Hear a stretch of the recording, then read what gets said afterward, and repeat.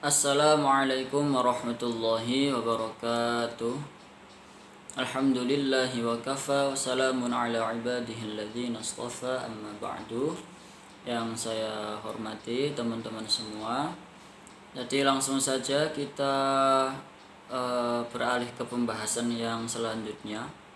Setelah kemarin kita belajar tentang tafkhim ro atau ro, huruf ro yang dibaca tafkhim atau dibaca tebal, maka selanjutnya kita belajar tentang tarqiqur ro atau huruf-huruf ro yang dibaca tipis ya. Jadi diingat-ingat, tafkhim artinya tebal, kemudian tarqiq artinya tipis. Nah, huruf-huruf ro atau tarqiqur ro yang dibaca tipis mempunyai beberapa ciri ya. Jadi perlu diketahui ciri yang pertama yaitu semua huruf ro yang berharokat kasroh ya.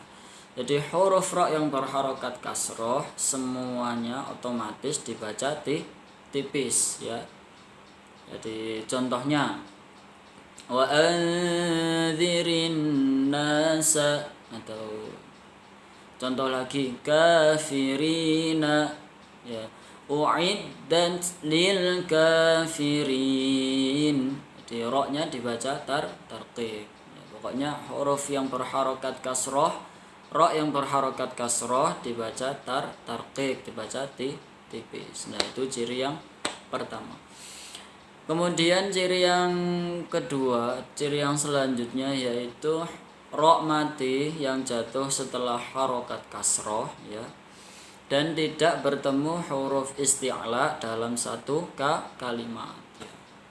Contohnya Fir'aunu ya, Fir'aunu ya, wa qala Fir'aunu. Atau contoh lagi wastabir 'alaiha ya.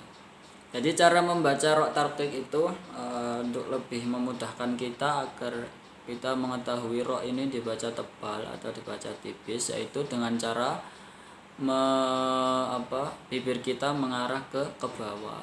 Itu contohnya fir ya, fir'aunu, fir'aunu. Jadi untuk latihan itu tidak apa-apa ya.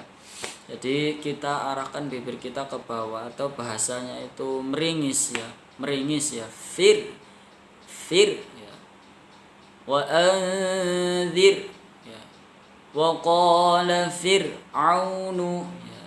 Jadi untuk latihan itu tidak apa-apa, tapi ketika nanti sudah terbiasa ya tidak perlu seperti itu juga, sudah tidak apa-apa, mengalir saja kalau membaca ro mati yang jatuh setelah harokat kasroh atau membaca tarqiqur ro ya. Jadi contohnya wa qala fir'aunu ya, wa anzirhum. Jadi itu contoh yang kedua ya. Yang selanjutnya, ciri yang selanjutnya yaitu ro mati yang jatuh setelah harokat kasroh ya, kasroh lagi, walaupun bertemu dengan huruf isti'la, akan tetapi tidak dalam satu kalimat ya.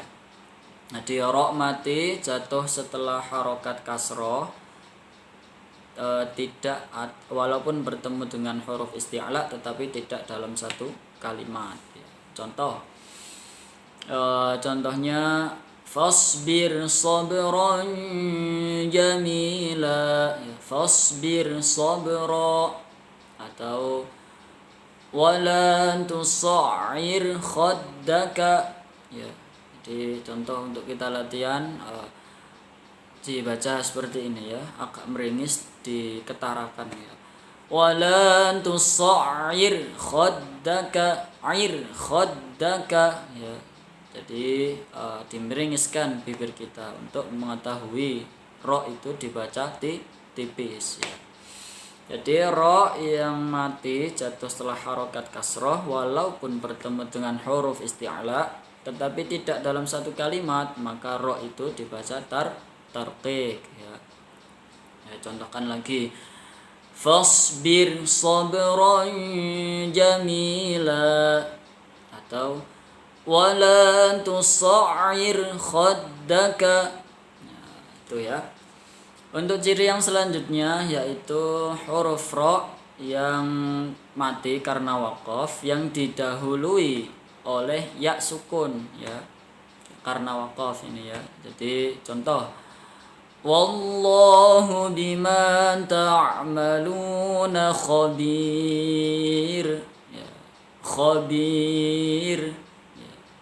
Atau wallahu ala kulli syai'in qadir ya, jadi membacanya dimiringiskan ya, qadir ya, untuk kita belajar bersama ya. Nanti ro mati karena waqaf yang didahului oleh ya sukun ya, jadi membacanya seperti itu. Dan ciri yang terakhir ya, yaitu ciri yang terakhir ini semua huruf ro yang mati karena waqaf ya, selama ro tersebut tidak didahului oleh harokat fathah atau dhamma ya.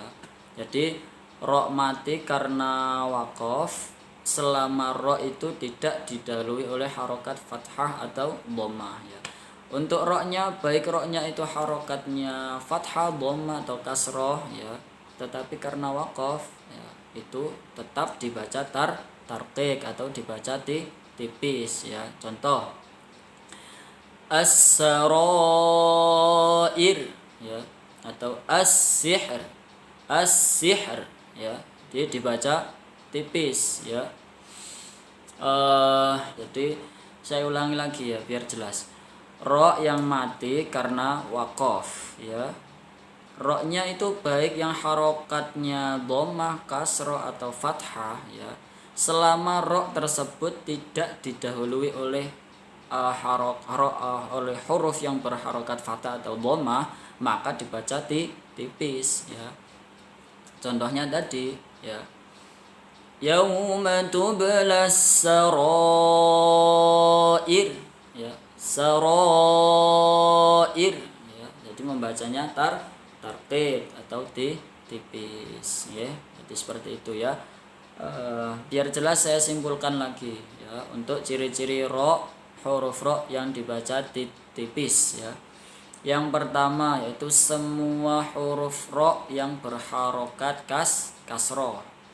Kemudian yang kedua huruf ro mati yang jatuh setelah harokat kasroh ya, dan tidak bertemu huruf isti'la dalam satu kalimat ya. Kemudian yang ketiga huruf ro mati jatuh setelah harokat kasroh meskipun bertemu dengan huruf isti'la tetapi tidak dalam satu kalimat ya.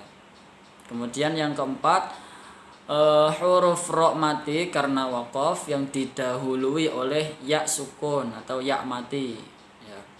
Kemudian yang terakhir semua huruf ro yang mati karena waqaf baik ro-nya itu harokatnya fathah, dhammah atau kasroh, selama ro tersebut tidak didahului oleh harokat fathah atau dhammah maka dibaca tipis, dibaca tarqiq ya. Jadi seperti itu ya. Insyaallah itu mudah dipahami dan kita harus betul-betul bisa membedakan mana ciri-ciri huruf ro yang dibaca tafkhim, yang dibaca tebal atau yang dibaca tipis ya, agar tidak keliru kita dalam membaca hukum bacaan ro ya. Karena kalau kita membacanya keliru ya tidak tepat membacanya, jadinya kurang enak ya. Ya, seperti yang saya contohkan kemarin-kemarin ya. Contoh ada ro tafkhim kok cuman bacanya tarqiq ya. Tajri min tahtihal anhar ya, anhar ya, itu tidak ada hukumnya, cuman tidak hukum ro-nya tidak dipraktekkan. Maka kalau yang tafkhim ya dibaca tafkhim, yang tarqiq ya dibaca tarqiq ya.